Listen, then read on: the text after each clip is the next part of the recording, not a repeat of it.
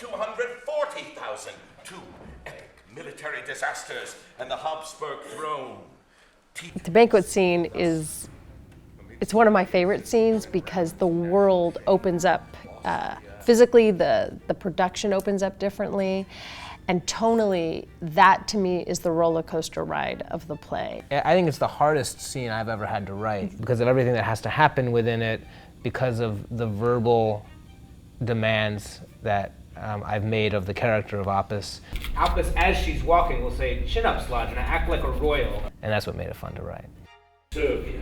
Alexander's morose and ineffectual father, Milan Obrenovich, was a disgusting Austria-phile.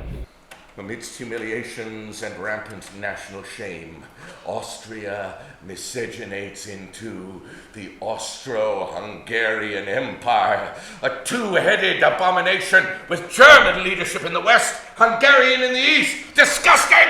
It's one of those roles that when you read it, you can tell it just poured out of the playwright.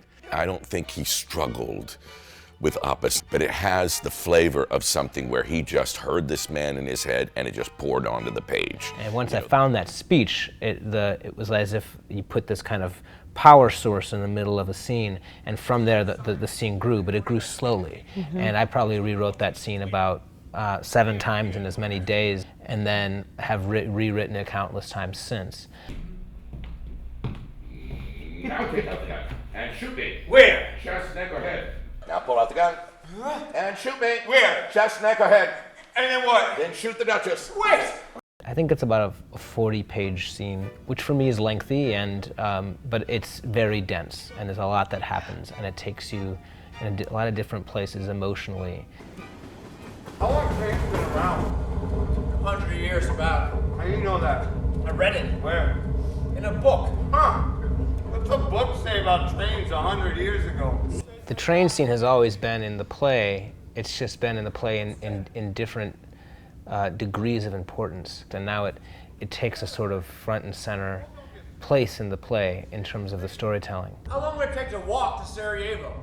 The way in which it opens the world, the way in which, it could be its own play. I think everything that happens on the train is really, it's a journey in a journey. You see the journey of these guys all in the train, and it's just a completely new world to them. Suddenly, because they're for the first time in their lives presented with luxury and comfort and food, and their basic needs for the first time in their life are actually met. When I really started digging into that scene, I think I started thinking about it as its own play within a play. And it was always an important thing for me that these young men who had experienced so little in life, and it came from so little means, were suddenly not only charged with being assassins, but got to ride a train. And the delight of that, and the excitement of that, and the exoticism of railway travel for a young man like that played a real part in not only the ideas of the play, but also the tone of the play.